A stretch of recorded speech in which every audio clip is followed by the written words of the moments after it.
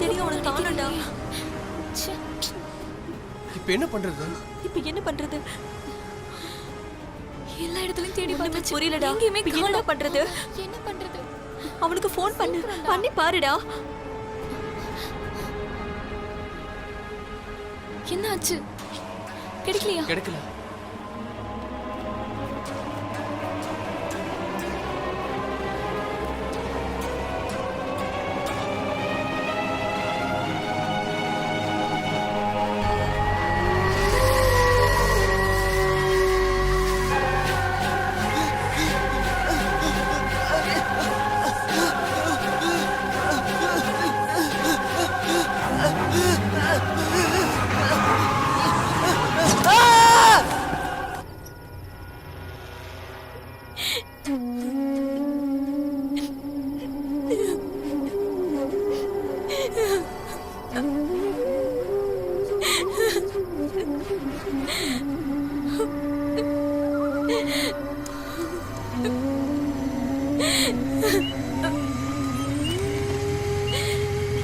ஏய், என்னாச்சு?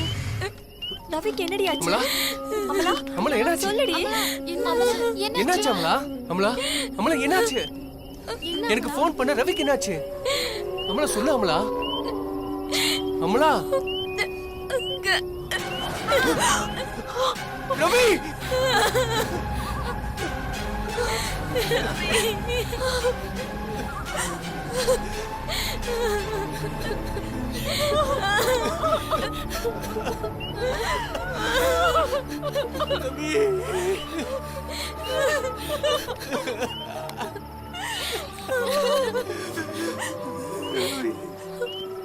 நான் மறுபடியும் தப்பு பண்ணிட்டேன். உங்களை நாங்க கூட்டிட்டு போயிருக்கவே கூடாது. என்னால தானே இப்படி எல்லாம் நடக்குது. அமலா, முதல்ல நீ அழுவுறத நிறுத்து. உனக்கு மட்டும் தான் வருத்தமா? ரவி இருந்ததுல எங்களுக்கு வருத்தம் கிடையாதா?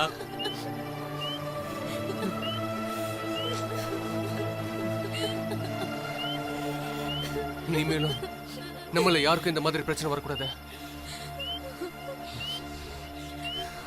முதல்ல உடனே நம்ம ஃபாதரை சந்திக்கணும்.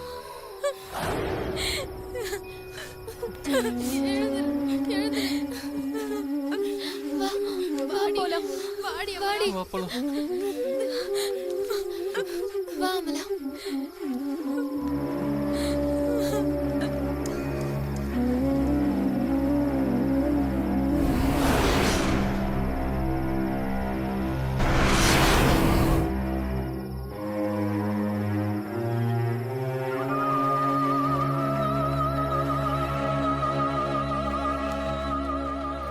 என்ன ஃபாதர் எதுவும் சொல்ல மாட்டீங்க? நான் சொல்றதுக்கு என்ன இருக்கு? என்ன செய்யறதுன்னு எங்களுக்கு தெரியல ஃபாதர். இந்த விஷயத்துக்கு ஒரு தீர்வு கிடைக்கணும்னா ஆவிகளை பத்தி ஆராய்ச்சி பண்றவர் ஒருத்தர் இருக்காரு. நீங்க எல்லாரும் அவரை போய் பாருங்க. அவரை பார்த்தீங்கன்னா ஓகே. அவர் உங்களுக்கு வேண்டியதை பண்ணுவார். Okay father. அவருடைய பேரு வின்சென்ட் ராஜ். ஓ சரிங்க ஃபாதர்.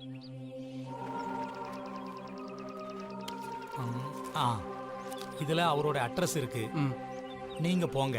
சரிங்க நான் அவருக்கு ஃபோன் பண்ணி எல்லாத்தையும் சொல்றேன். சரிங்க father. Okay father. Okay thanks father. Okay. சரிங்க ஃபாதர். Thank you father. கர்த்தர் ஆசீர்வதிக்கட்டும். சரிங்க ஃபாதர்.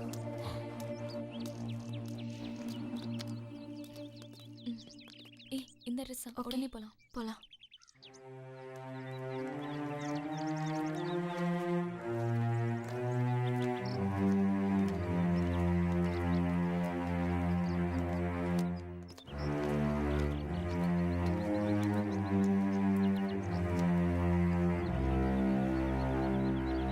அவர் இருப்பாரா?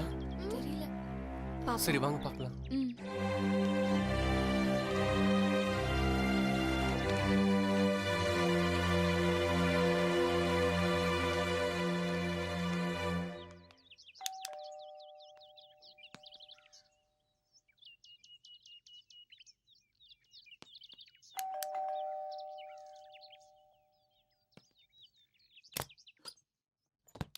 வணக்கம் sir. Who are you? Father அனுப்புனாரு. Father-ஆ? Come.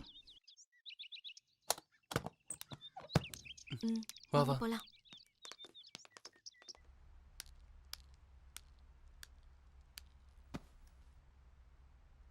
உட்காருங்க. Thank you sir.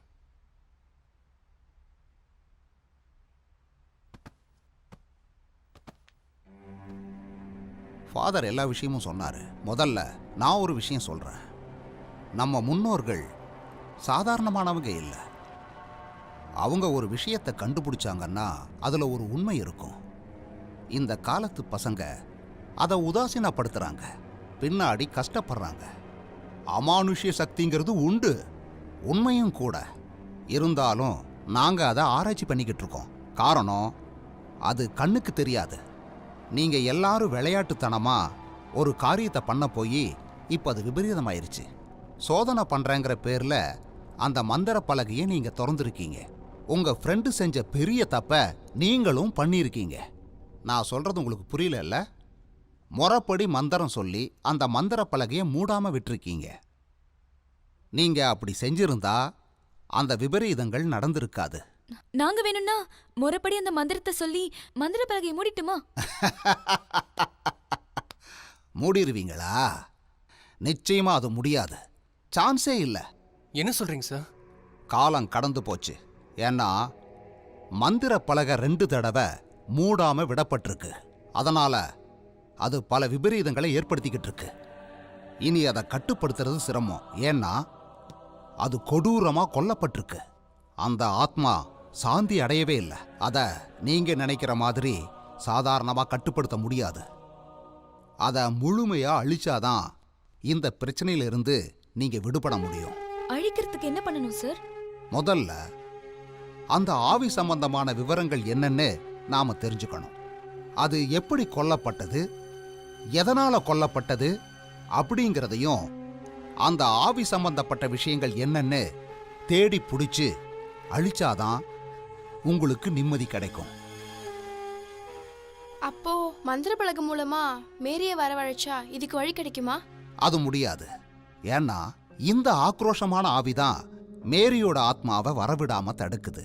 அந்த மந்திர பலகையை யார் திறக்கிறாங்களோ அவங்க கூட பேசிட்டே இருக்கணும்னு அது ஆசைப்படுது. அதனால தான் மந்திர பலகையை திறந்தப்போ வா பேசலாம் அப்படின்னு அது கூப்பிடுது.